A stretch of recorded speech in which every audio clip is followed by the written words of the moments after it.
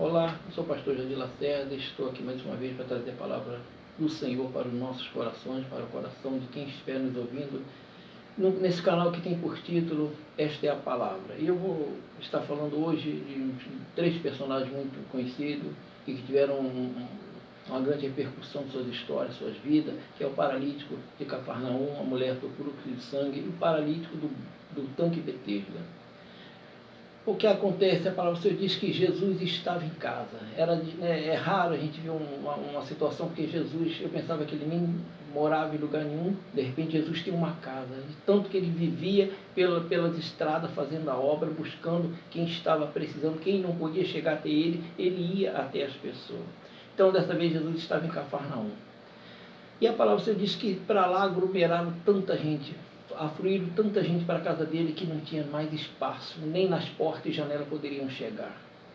E também diz que na cidade havia um paralítico, que a gente entende que quando uma pessoa chega em determinado estágio da sua vida, em decadência, em degradação, ela já tentou tudo. Quando ela chega a procurar Deus, é porque já não tem mais ninguém para procurar. Já tentou os recursos financeiros, religiosos, pagãos, e chega um ponto que perde a esperança. Então, esse paralítico deve ter ouvido falar de Jesus, e para ele não tinha nada a perder, né? Ele deve ter pensado assim, eu vou lá e ele vai orar por mim, quem sabe eu consiga, né? Não tem mais nada a perder. E a gente faz um projeto na nossa cabeça, assim como Naamã, né, general do exército da Síria, era leproso, e ele buscava uma cura. Então ficou sabendo que Israel tinha um profeta, tinha um homem de Deus. Então na cabeça dele ele projetou, eu vou lá, ele vai pôr a mão sobre a enfermidade, vai orar, eu vou ficar curado. Mas às vezes as coisas não funcionam assim.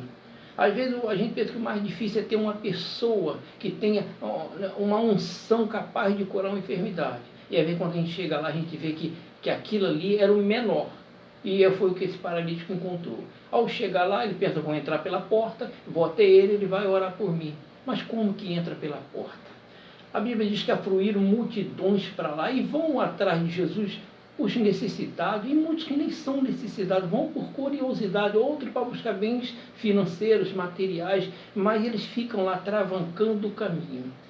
E não é difícil entender, por exemplo, quando tem uma greve de trem, a situação fica como para os ônibus.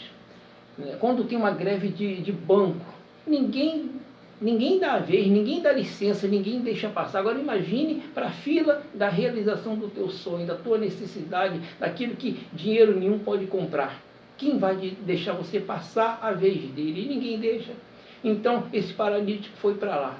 Então foram pela porta e nada, janela e ninguém, e ele tinha duas opções. Uma, voltar murmurando, reclamando que não adiantou, pôr da fé, esperança no homem que, poxa, se ele podia curar ele da paralisia, com certeza saberia que ele estava lá querendo entrar e não estava conseguindo. Ele poderia ter se revoltado. Muitos se revoltam hoje por muito menos, e larga Jesus, sai do caminho, volta para onde estava, que era lugar nenhum, mas de raiva, de revolta, por pirraça, deixa de seguir Jesus. Mas esse homem não. Ele continuou. Então, não tendo como entrar pelos lugares normais, ele foi pelo telhado.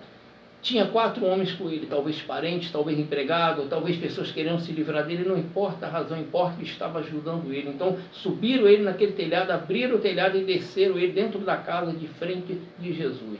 E ele ficou curado. Agora nós temos um outro caso, que é a mulher do fluxo de sangue, que a Bíblia diz que há 12 anos ela também sofria de uma hemorragia, e remédio nenhum dava jeito, e ela já tinha gastado todos os seus bens, e estava naquela situação, indo cada dia pior.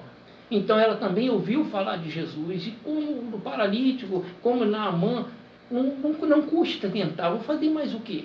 Se tem um homem, se tem uma pessoa que pode me ajudar, eu vou atrás dele, não importa quem seja. E ela foi, mas só que tinha um problema. Por ela ter hemorragia, ela era considerada por toda a nação imunda. E ela não podia chegar perto de ninguém, era como que fosse um leproso. Ela poderia ser apedrejada, já a pessoa ela ser curada e morrer apedrejada. E ela tinha que usar sabedoria naquele momento ali para equilibrar a situação. E ela foi meio que entrando na multidão e ela não queria chamar atenção. Quantas das vezes a gente está seguindo a Jesus, a gente não quer chamar a atenção de Jesus, a gente quer chegar nele de fininho, conseguir alguma coisa e sair fora. Mas Jesus não quer isso. Jesus ele quer nos salvar, ele quer, é mais do que dar bênçãos materiais ou físicas, nos curar, ele quer salvar a nossa alma, que é o principal, e às vezes a gente não valoriza isso. Então ela foi, juntou todas as forças que tinha, o paralítico tinha 4 homens, ela não tinha mais ninguém, então ela juntou todas as suas forças, imagina, 12 anos com hemorragia, e ela foi se chegando. O interessante disso tudo também é que havia um homem chamado Jairo, que era um dos principais dos sacerdotes, alguém de autoridade, né, na época, nessa religião dos fariseus, que também estava com a sua filha muito ruim, foi atrás de Jesus. Ele não ligou, né, o que iam dizer, se iam expulsar ele da sinagoga. Para ele valorizava, era a filha dele, era mais importante que qualquer carro, qualquer religião, qualquer conforto, qualquer situação que fosse fazer ele desviar do propósito do projeto. Era a filha dele, e mais nada, e mais ninguém. Não tinha que ir fazer escondido, que nem Nicodemo foi ter com Jesus escondido, porque não queria perder o cargo. Ele foi à vista de todo mundo, e estava tentando tudo para salvar a filha dele.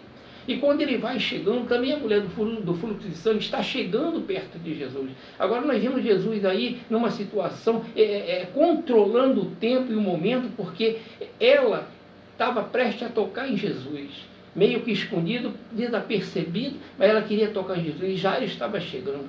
Só que atrás de Jairo já vinha os da casa de Jairo para falar para Jairo desistir, não incomodar mais Jesus, porque a filha dele já tinha morrido. Então, se ela toca em Jesus depois da mensagem dos da casa de Jairo, Jairo perderia o ânimo, a fé, a esperança, e voltaria frustrado. Então Jesus equilibrou, acredito que Jesus controlou o espaço ali naquele momento, para que a mulher custasse um pouquinho a alcançar ele, depois no tempo certo alcançasse, para que Jairo presenciasse aquele momento. Então quando Jairo começa a falar com Jesus, para atender Jairo, e nesse momento que vem chegando a mulher do fluxo para tocar em Jesus, também vem chegando os pessoal da casa de Jairo. Então a mulher toca, Jesus grita, Jesus faz um escândalo. Os próprios discípulos não entenderam quando ele diz assim: alguém me tocou, quem me tocou? E os discípulos dizem: todo mundo te toca, como diz quem me tocou? Mas Jesus estava chamando a atenção para que Jairo prestasse atenção no que a mulher ia dizer. A mulher, com medo, ela tocou nas vestes, tocou lá perto dos pés de Jesus, na bainha da roupa de Jesus, talvez da fraqueza, ela já não estava mais aguentando andar, ou ela tocou ali porque ela estava com medo do pessoal ver e apedrejar ela, saber da história dela. Já a pessoa tem que dar um testemunho daqui na frente daquela multidão? Mas Jesus não sabia que isso não ia acontecer, ninguém ia tocar nela. Jesus queria que ela admitisse, que ela confessasse. Então, quando o pessoal chega para falar para Jairo desistir de Jesus, que a filha dele já tinha morrido, é aquele momento em que Jesus está fazendo uma escassez ali: quem me tocou, quem me tocou? Então Jairo fica assim, e a mulher tremendo ali, chega Jesus e conta um milagre, e os parentes de Jairo contam que a filha já morreu. Mas aí a cabeça de Jairo já estava fitada, se Jesus curou essa mulher dessa situação, vai curar minha filha, ainda que ela já tenha morrido. E assim aconteceu. Então nós temos outro caso, um paralítico que ficou por 38 anos à beira de um tanque, que a Bíblia diz que de ano em ano descia um anjo do céu, agitava as águas, e aquele que primeiro caísse naquelas águas era curado de qualquer enfermidade. Então, 38 anos, 38 vezes, aí Jesus chega lá, e ele diz assim: não tem homem algum que quando a água é agitada, me lança dentro do tanque. E quando eu tento ir, já pula outro na minha frente. Mas o que eu quero dizer com isso? Por que Jesus foi nesse paralítico do tanque Betesda? Por que ele não saiu para atender o paralítico de Cafarnaum? Porque ele não voltou para atender a mulher? A mulher ainda tinha uma força, ela ainda aguentava caminhar mais um pouco atrás dele, buscando ele. O homem paralítico, ele tinha 4 homens, 4 pessoas para ajudar ele. Aquele homem não tinha ninguém, 38 anos de vida perdida à beira de um tanque. O que eu quero dizer com isso? Quero dizer que pode ser que a coisa esteja muito ruim para você na área sentimental. Tu já perdeu a esperança, não vê mais chance. Na saúde já foi embora, o médico até desenganou. Financeiramente a coisa está de mal a pior. Mas Jesus é dono de tudo.